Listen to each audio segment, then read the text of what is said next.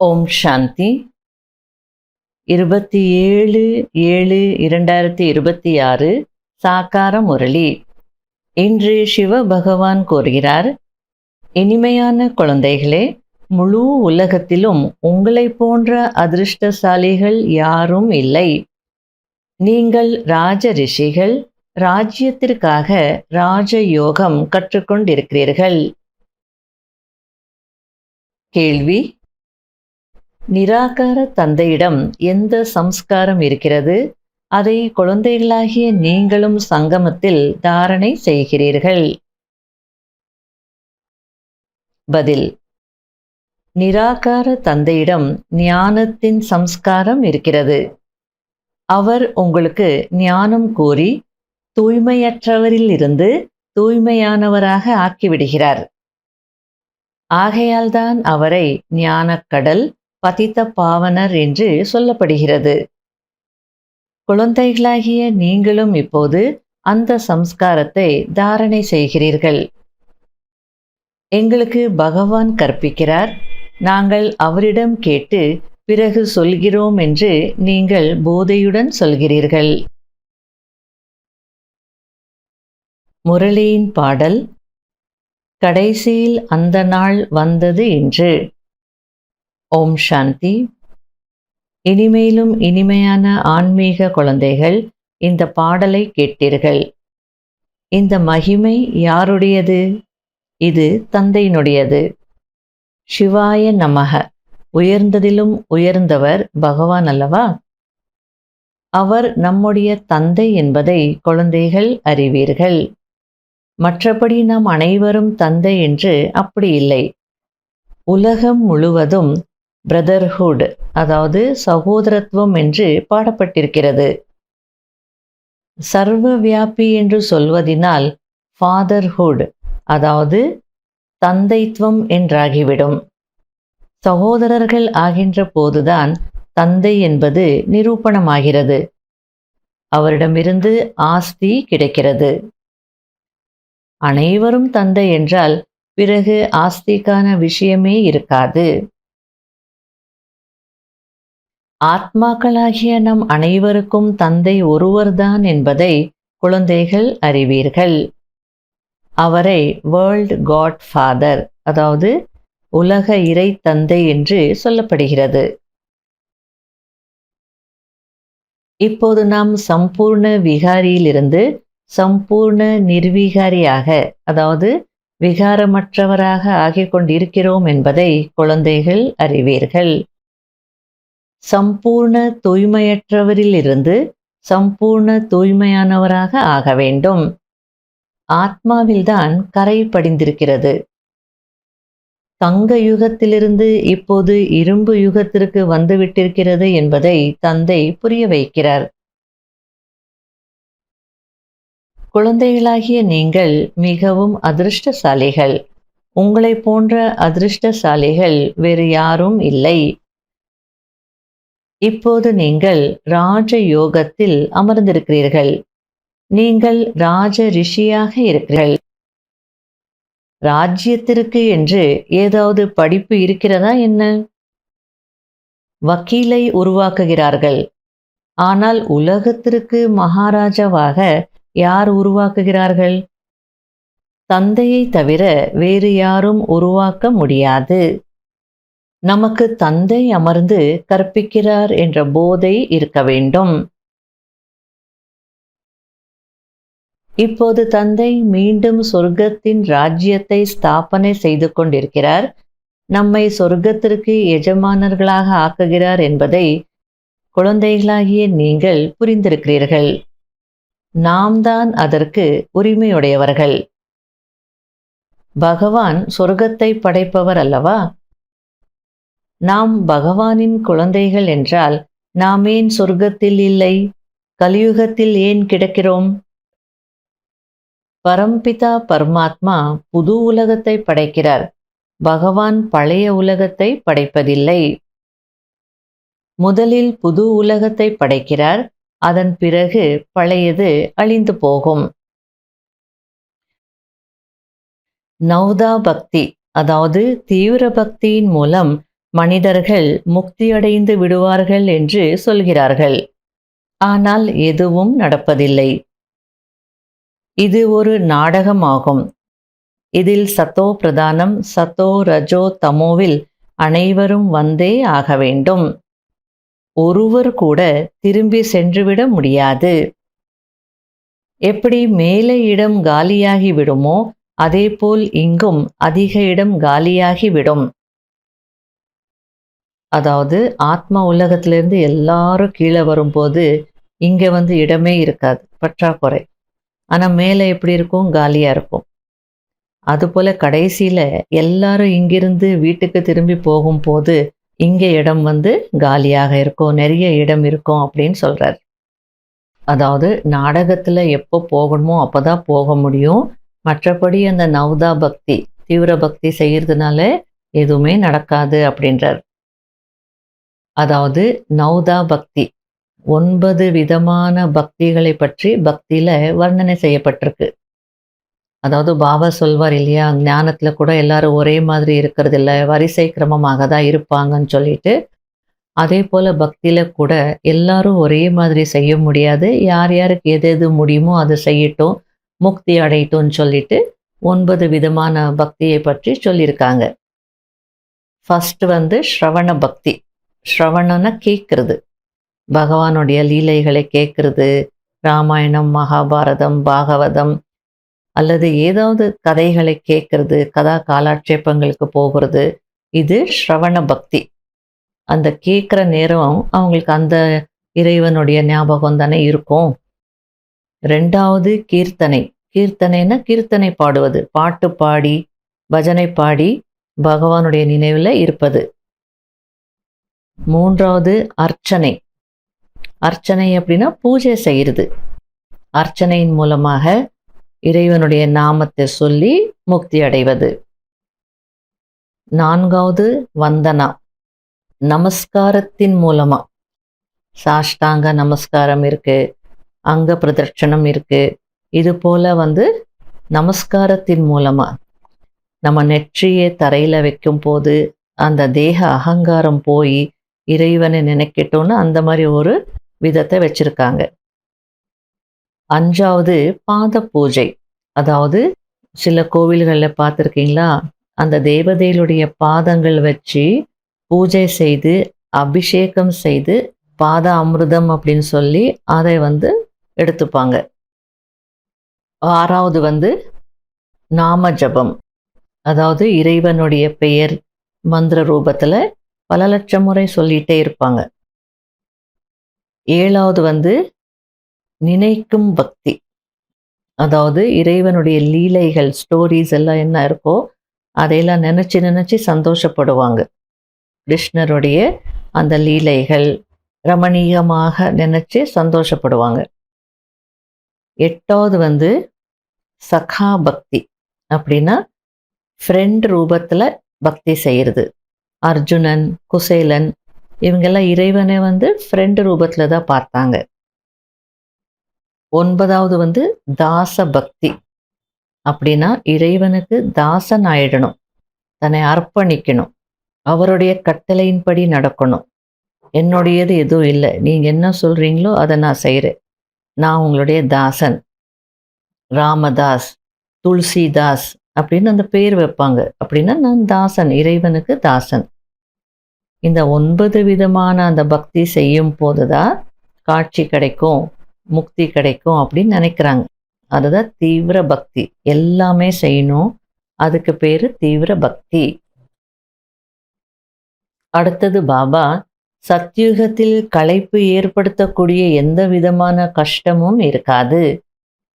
நீங்கள் சொர்க்கவாசிகளாக ஆகிவிடுவீர்கள், துளி அளவு கூட கஷ்டம் இருக்காது. எனவே குழந்தைகள் இப்போது தந்தையின் ஸ்ரீமத் படி நடக்க வேண்டும். தந்தை கூறுகிறார், இனிமையான செல்ல குழந்தைகளே, ஷரீர நிர்வாகத்திற்காக தொழில் ஆகியவற்றை செய்ய வேண்டும். மாணவர்கள் படித்துவிட்டு பிறகு வீட்டிற்கு சென்றும் படிப்பார்கள், வீட்டு வேலைகளையும் செய்வார்கள். இங்கும் அதே போல்தான். இந்த படிப்பில் உங்களுக்கு எந்த கஷ்டமும் இல்லை. அந்த படிப்பில் நிறைய சப்ஜெக்ட்ஸ் இருக்கிறது. இங்கு ஒரே ஒரு சப்ஜெக்ட், ஒரே ஒரு பாயிண்ட், அதாவது மன்மனாபவ. இதன் மூலம் உங்களுடைய பாவங்கள் அழிந்து போகும். கடைசியில் அனைவரும் இறந்து விடுவார்கள். அப்போதுதான் முக்தி, ஜீவன் முக்திக்கு திரும்பி செல்வார்கள். அதுவும் யுத்தத்தில் இறந்துவிட மாட்டார்கள். பலவிதமான சீற்றங்கள் ஏற்படும். குழந்தைகளுக்கு எந்தவிதமான துக்கமும் ஏற்படக்கூடாது. மனிதர்களுக்கு ஹார்ட் ஃபெயில் ஆகிவிட்டால், அதாவது இதயம் நின்றுவிட்டால், அதில் எந்த துக்கமும் ஏற்படுவதில்லை. இறப்பு என்றால் இப்படி இருக்க வேண்டும். ஹார்ட் அட்டாக் வந்துடுச்சு, போயிட்டாங்க அப்படின்னு சொல்லுவாங்க இல்லையா? திடீர்னு போயிட்டாங்க, உட்காந்துட்டே இருந்தாங்க, போயிட்டாங்க. அதுக்கு பாபா இது ஒரு நல்ல சாவுன்றார். ஹாஸ்பிட்டலுக்கு போகல, ஹாஸ்பிட்டலைசேஷன் ஆகலை, வென்டிலேட்டர் வைக்கல, இல்லை வேற ஏதோ செலவெல்லாம் இல்லை, கஷ்டப்படலை ஆத்மா. ஹார்ட் அட்டாக் வந்தது, உடனே போயிடுச்சு. மற்ற கஷ்டங்கள், வேதனை அதெல்லாம் பார்க்கும்போது இது ரொம்ப ஈஸி இல்லையா? நல்ல சாவுன்றார். இறப்பு என்றால் இப்படி இருக்க வேண்டும். அதாவது அமர்ந்திருந்தவாறே இதயம் நின்று விடுகிறது, இறந்து விடுகிறார்கள். இப்போது அனைவருக்கும் மரணம் ஏற்பட போகிறது. கடைசியில் ஹார்ட் ஃபெயிலும் இருக்காது, மருத்துவர்களும் இருக்க மாட்டார்கள், இறுதி சடங்கு செய்பவர்களும் இருக்க மாட்டார்கள், எதுவும் இருக்காது. நாம் தந்தையை நினைவு செய்து தமோ பிரதானத்திலிருந்து சத்தோ பிரதானமாக இங்கேயே ஆக வேண்டும் என்பதை புரிந்து கொண்டீர்கள். நாம் தான் பூஜைக்குரியவர்களாக இருந்தோம். இப்போது சங்கம யுகத்தில் பூஜைக்குரியவர்களாகவும் இல்லை, பூஜாரிகளாகவும் இல்லை என்பதை நீங்கள் புரிந்து கொண்டிருக்கிறீர்கள். நீங்கள் என்ன செய்து கொண்டிருக்கிறீர்கள்? ஸ்ரீமத் மூலம் பூஜைக்குரியவர்களாக ஆகிக் கொண்டிருக்கிறீர்கள், மற்றவர்களையும் ஆக்கிக் கொண்டிருக்கிறீர்கள். நீங்கள் பிராமணர்கள். உங்களுடைய ஆத்மா தூய்மையாக ஆகிக் கொண்டிருக்கிறது. முழுமையாக தூய்மையாகி விடும்போது பிறகு இந்த பழைய ஆடையை விட வேண்டி இருக்கும். முற்றிலும் சகஜமானது என்று தந்தை கூறுகிறார். இந்த சிருஷ்டி பழையதாக ஆகும்போது புதிதாக்குவதற்காக பாபா வருவார். இது புத்தியில் பதிகிறதல்லவா? இந்த சக்கரம் புத்தியில் சுற்றி கொண்டே இருக்க வேண்டும். இப்போது நீங்கள் சுயதர்ஷன சக்கரதாரிகளாக ஆகிறீர்கள். இதன் மூலம் நீங்கள் சென்று சக்கரவர்த்தி ராஜாவாக ஆகுவீர்கள். நல்லது. இனிமையிலும் இனிமையான தேடி கண்டெடுக்கப்பட்ட செல்ல குழந்தைகளுக்கு மாத்பிதா பாப் தாதாவின் அன்பு நினைவுகள் மற்றும் குட் மார்னிங். ஆன்மீக குழந்தைகளுக்கு ஆன்மீக தந்தையின் நமஸ்காரம்.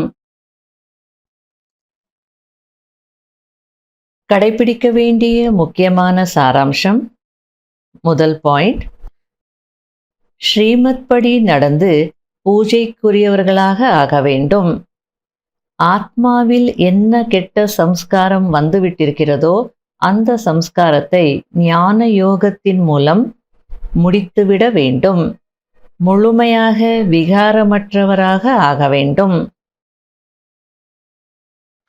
இரண்டாவது பாயிண்ட், ஷரீர நிர்வாகத்திற்காக கர்மம் செய்து கொண்டேயும் படிப்பை படிக்க வேண்டும் மற்றும் படிப்பிக்க வேண்டும். யோக பலத்தின் மூலம் தூய்மையானவராகி ராஜ்ய பதவி அடைய வேண்டும். வரதானம், தன்னுடைய உயர்ந்த மனநிலை மூலமாக மாயாவை தன் முன்பு தலைவணங்க வைக்கக்கூடிய மிக உயர்ந்த பதவிக்கு அதிகாரி ஆகுங்கள். ஹையஸ்ட் பதவிக்கு அதிகாரி ஆகுங்கள் அப்படின்றார். மகான் ஆத்மாக்கள் ஒருபோதும் யார் முன்பும் தலைவணங்க மாட்டார்கள், அவர்களுக்கு முன்னால் அனைவரும் தலை வணங்குவார்கள். அதுபோல் தந்தையால் தேர்ந்தெடுக்கப்பட்ட அனைவரையும் விட உயர்ந்த ஆத்மாக்கள் எங்கேயும் எந்த ஒரு சூழ்நிலையிலும் அல்லது மாயாவின் விதவிதமான கவர்ந்தெழுக்கக்கூடிய ரூபங்களிடம் தலை குனிய மாட்டார்கள்.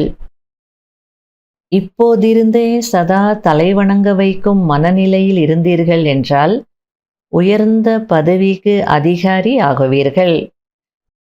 அப்படிப்பட்ட ஆத்மாக்களுக்கு முன்பு சத்யுக பிரஜைகள் சுயமரியாதையுடன் தலை வணங்குவார்கள். மேலும் துவாபர யுகத்தில் உங்களுடைய நினைவு சின்னங்களுக்கு முன்பு பக்தர்கள் தலை வணங்கிக் கொண்டே இருப்பார்கள். எவ்வளோ நல்லா பாபா புரிய வச்சிட்டு இருக்கிறார். நீங்கள்லாம் சாதாரண ஆத்மாக்கள் கிடையாது, தந்தையால் தேர்ந்தெடுக்கப்பட்ட மகான் ஆத்மாக்கள். உலகத்தில் கூட மகான் ஆத்மாக்கள் ஒருபோதும் யார் முன்பும் தலை வணங்க மாட்டாங்க. ஆனால் எல்லாருமே அவங்களுக்கு முன்னால் தலை வணங்குவாங்க. அதுபோல மகான் ஆத்மாக்களாகிய நீங்கள் கூட மாயாவுக்கு தலை வணங்க கூடாது. மாயா உங்களுக்கு தலை வணங்கணும். நீங்கள் எந்த சூழ்நிலையாக இருந்தாலும் மாயையின் விதவிதமான கவர்ந்திருக்கக்கூடிய ரூபங்களிடம் கூட தலை வணங்க கூடாது அப்படின்றார். அப்படின்னா அந்த பக்கம் சாயக்கூடாது, குனியக்கூடாது, அந்த பிரபாவத்தில் வந்துடக்கூடாது. இந்த சம்ஸ்காரம் இப்போதிருந்தே வேணும். தலை வணங்க வைக்கக்கூடிய ஸ்திதி அல்லது சம்ஸ்காரம் அப்படி இருந்ததுன்னா உயர்ந்த பதவிக்கு அதிகாரி ஆயிடுவீங்க, ஹையஸ்ட் பதவிக்கு வந்துடுவீங்க. அதே நேரத்தில் முழு கல்பமும் உங்களை யாராவது தலை வணங்கிட்டே இருப்பாங்க. சத்தியுகத்தில் பிரஜைகள் சுயமரியாதையுடன் தலை வணங்குவாங்க. துவாபர யுகத்தில் உங்களுடைய ஜட சிலைகளுக்கு முன்பு பக்தர்கள் தலை வணங்கி கொண்டே இருப்பாங்க. ஆகிய சங்கமத்தில் மாயாவை தலை வணங்க வைக்கக்கூடிய சம்ஸ்காரத்தை உருவாக்கிக்கணும். நாம அதுக்கு அடிமையாடக்கூடாது, அந்த கவர்ச்சியில் வந்துடக்கூடாது அப்படின்றார். ஸ்லோகன்: கர்மம் செய்யும் நேரத்திலும் யோகத்தின் சமநிலை சரியாக இருக்க வேண்டும். அப்போது கர்ம யோகி என்று சொல்லப்படுவீர்கள். அவ்யக்த சமிகை: நிறைய குழந்தைகள் எப்போது யோகத்தில் அமர்கிறார்களோ அப்போது ஆத்ம அபிமானி ஆகுவதற்கு பதிலாக சேவை நினைவிற்கு வருகிறது என்கிறார்கள். ஆனால் அப்படி இருக்கக்கூடாது. ஏனென்றால் இறுதி நேரத்தில் ஒருவேளை அஷரீரியாகுவதற்கு பதிலாக சேவையின் எண்ணம் எழுந்தாலும் ஒரு நொடிக்கான பரீட்சையில் ஃபெயிலாகி விடுவீர்கள்.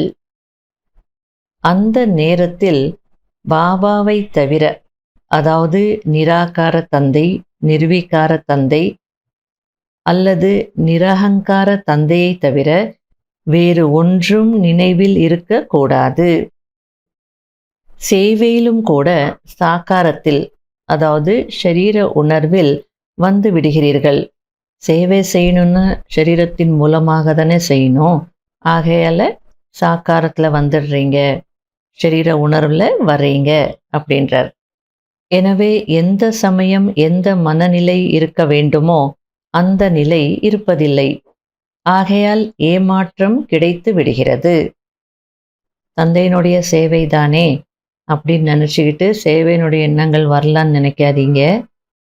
தந்தையினுடைய நினைவு தான் வரணும். அவருடைய நிராகார ரூபம் அல்லது நிர்வீகார ரூபம் அல்லது நிரகங்கார ரூபம், வேறு எதுவுமே நினைவிருக்க கூடாது அப்படின்றார். ஓம் சாந்தி.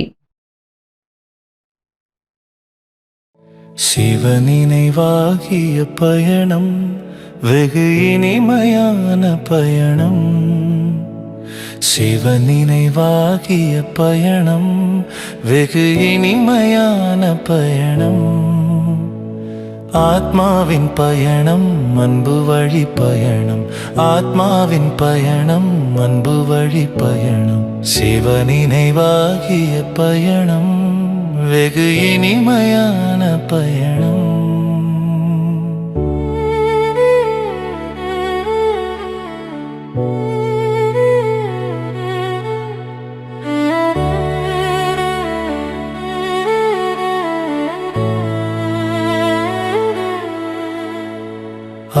பாயும் மனதை அடக்கி ஆளும் பயணம், நிலையில்லாத உடலை மறக்கச் செய்யும் பயணம், விலை மதிக்க இயலாத சொர்க்கம் நல்கும் பயணம், நிலையான இன்பம் தருகின்ற பயணம், சிவ நினைவாகிய பயணம், வெகு இனிமையான பயணம்.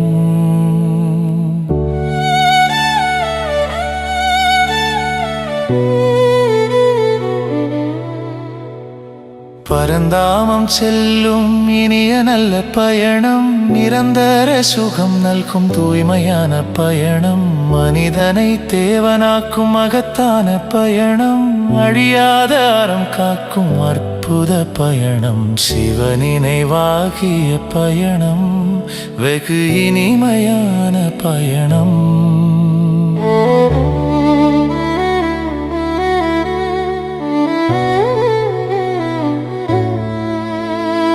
மலை போல துன்பம் எது வந்த போதும், மனதார சிவனை நினைத்தாலே போதும், 16 கலை நிறைந்த வாழ்க்கை வாழ வேண்டும், பண்போடு நாம் வாழ ஞானம் கற்க வேண்டும், சிவ நினைவாகிய பயணம், வெகு இனிமையான பயணம்.